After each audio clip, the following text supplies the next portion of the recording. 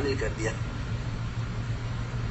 تو میں عرض کر رہا تھا ہمارا کام یہ ہے اختلاف کے زمانے میں کہ ساتھیوں کا حد درجہ اکرام کرنا، کسی کو غیر مت سمجھو، کسی کے بارے میں یہ نہ کوئی ہمارے خیال کا نہیں ہے، یہ ہماری جماعت میں سے نہیں. اب آپ کس طرح کا کس گروپ میں ہیں؟ خدا کی قسم نہ ہم نے کوئی گروپ بنایا ہے، نہ قیامت تک تبلیغ میں کوئی گروپ بنے گا.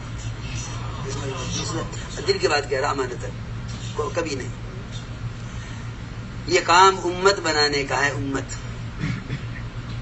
اس لیے امت بناؤ، امتی بن کے کام کرو، خوب اکرام کرو ساتھیوں کا. جنہیں کو غلط فہمی ہے جا کے ملاقات کرو، غلط فہمیوں کا ازالہ کرو. غلط فہمیاں پیدا کرتا ہے شیطان. کس طرح؟ سنو میری بات دھیان سے. مسلمانوں کی آپس کی جماعتوں میں تفریق پیدا کرنے اور مسلمانوں کے علماء اور مسلمانوں کے بڑوں سے ان کے عوام کو کاٹنے کے لیے یہ کام آج کا نہیں، یہ کام نبوت کے زمانے سے چل رہا ہے.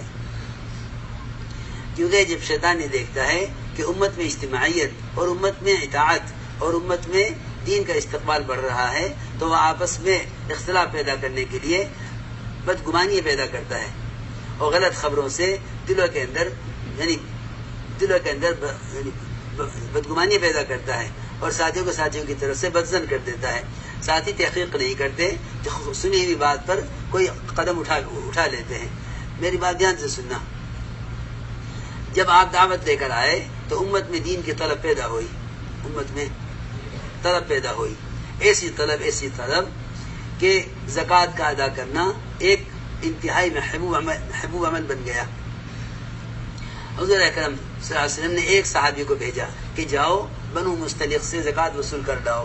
یہ بڑا قبیلہ تھا قبائل میں سے بنو مستلق. یہ ایک اکیلے صحابی ان سے زکوٰۃ وصول کرنے کے لیے گئے. راستے میں ادھر تو یہ چلے ان سے زکوٰۃ وصول کرنے کے لیے اور ادھر سے پورا کا پورا قبیلہ بنو مستلق ان کے آنے کی خبر سن کر ان کے استقبال میں، ان کے اکرام میں اپنا پورا قبیلہ بستی سے باہر نکل آیا کہ ہم ان کا اکرام کریں گے، استقبال کریں گے باہر نکل کر کہ اللہ کے رسول کی طرف سے ساعی آ رہا ہے زکوٰۃ وصول کرنے کے لیے. جب منافق نے یہ دیکھا کہ اچھا ان کی مرکزیت سے ایسا تعلق ہے، ایک آدمی اکیلا پورے قبیلے کی زکوٰۃ وصول کر لے گا، ان کے اندر ایسی اجتماعیت اور اطاعت ہے اور ان میں زکوٰۃ کے فریضے کا اتنا اہتمام ہے. تو اس منافق نے آ کر کان میں کہا ان صحابی کے کہاں جا رہے ہو؟ کہ میں جا رہا ہوں زکوٰۃ وصول کرنے کے لیے. اس منافق نے یہ کہا تمہیں خبر بھی ہے وہاں کیا ہو رہا ہے؟ کیا بات ہے کہ پورا قبیلہ تمہیں قتل کرنے کے لیے اپنے بستی سے باہر آ گیا ہے، تم اکیلے ہو. پورا قبیلہ نکل آیا تمہیں قتل کرنے کے لیے، وہاں تو قتال ہو رہا ہے. اچھا، اور سنو پورا قبیلہ زکوٰۃ دینے سے انکار کر رہا ہے. جاؤ جا کے بتا دو اللہ کے رسول، اور میں سچ کہہ رہا ہوں.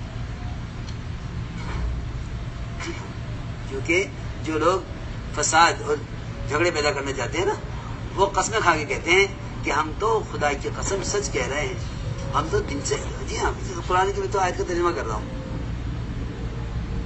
ہم سچ کہہ رہے ہیں، ہماری بات مان لو. جی ہاں اسی طرح کہتے ہیں. بلکہ قرآن میں ہے وَيُشْهِدُ اللَّهَ عَلَى مَا فِي قَلْبِهِ، کہ اللہ کو گواہ بناتا ہے اپنی سچائی پر. وَهُوَ أَلَدُّ الْخِصَامِ، قرآن میں ہے، حالانکہ وہ خالی جھگڑا ہوئے أَلَدُّ الْخِصَامِ. تو اس نے منافق نے کہا میں سچ کہہ رہا ہوں، وہاں تمہارے قدر کے لیے نکل آئے ہیں اور زکوٰۃ دینے سے انکار کر رہے ہیں. یہ صحابی واپس ہو گئے. خبر سن لی ہے کیا؟ خبر سن لی، تحقیق تو کی نہیں، خبر سن لی ہے. نے جا کے دیکھا نہ ان سے پوچھا کچھ نہیں. یہ صحابی واپس ہو گئے، آ کے آپ کو خبر کر دی. آپ نے صحابوں کو جمع کیا، مشورہ ہوا کیا کیا جائے. مشورے میں اتفاق اس پر ہوا کہ راتوں رات بنو مستلق پر حملہ کیا جائے اور سب کو قتل کر دیا جائے. سوچو، آپ غور کرو، سب کو قتل کر دیا، ایک کو بھی نہیں چھوڑا. کیونکہ زکوٰۃ کا سے انکار کرنا کفر ہے اور ہمارے آدمی کو قتل کرنا چاہتے ہیں. جب صحابہ کا اتفاق اس پر ہو گیا تو آیت نازل ہوئی قرآن. یہاں سارے ایمان والوں کو خطاب کیا گیا ہے، اے سارے ایمان والوں سن لو، اگر تمہارے پاس کوئی فاسق خبر لے کر آئے تو تمہیں چاہیے کہ تحقیق کر لو.